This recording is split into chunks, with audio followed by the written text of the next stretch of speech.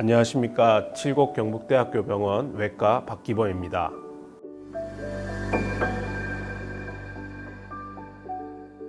탈장은 신체의 장기가 제자리에 있지 않고 다른 조직을 통해 빠져나오는 증상을 의미합니다.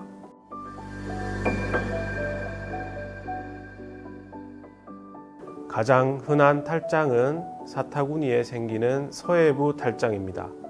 그리고 수술 상처에 생기는 반은 탈장, 배꼽 부위에 약해진 부위를 통해 발생하는 배꼽 탈장 등이 있습니다.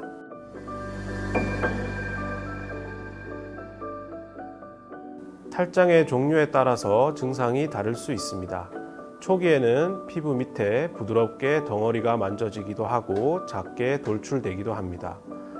점차 진행되면서 그 크기가 커지고 탈장 내용물 등이 더욱 많이 튀어나오게 됩니다.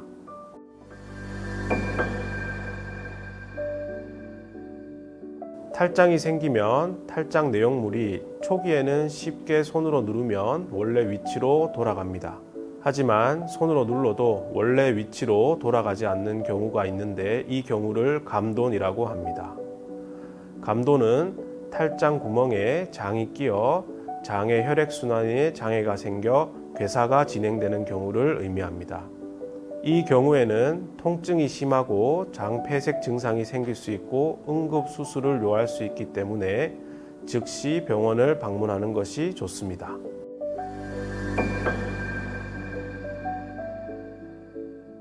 탈장의 주된 검사는 만져보는 것, 즉 다시 말해서 촉진입니다. 증상과 촉진으로 진단이 되지만 정확한 진단을 위해서 초음파 또는 컴퓨터 단층 촬영을 하기도 합니다.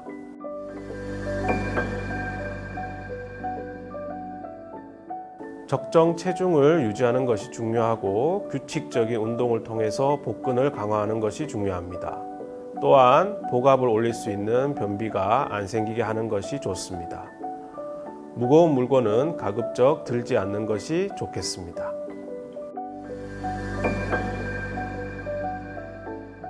증상이 없거나 경미한 경우에는 지켜볼 수 있지만 대부분은 수술로서 교정을 해야 합니다. 탈장 내용물을 모두 복강으로 넣어주고 탈장낭을 묶어주는 것이 수술 치료의 기본이 되겠습니다. 요즘은 절개 방식에 비해 복강경 방식도 선호되고 있고 복벽을 강화하고 지지하기 위해서 인공 그물망을 사용하는 방법을 선호하고 있습니다.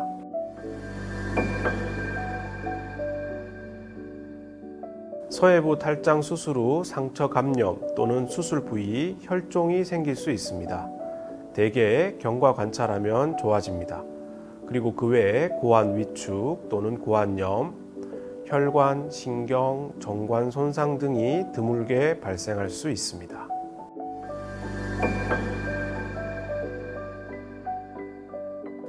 술 또는 담배 정도를 피하시고 특별히 주의해야 할 음식은 없습니다. 원래 드시던 음식을 드셔도 상관없습니다.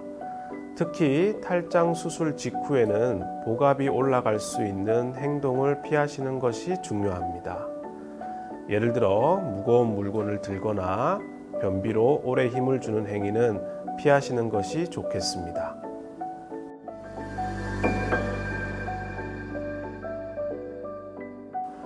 실밥이 있으면 실밥을 5에서 6일 정도 뒤에 뽑고 샤워하시면 되고 요즘은 실밥 없이 본드를 사용하기도 하기 때문에 바로 샤워를 하는 경우도 있습니다.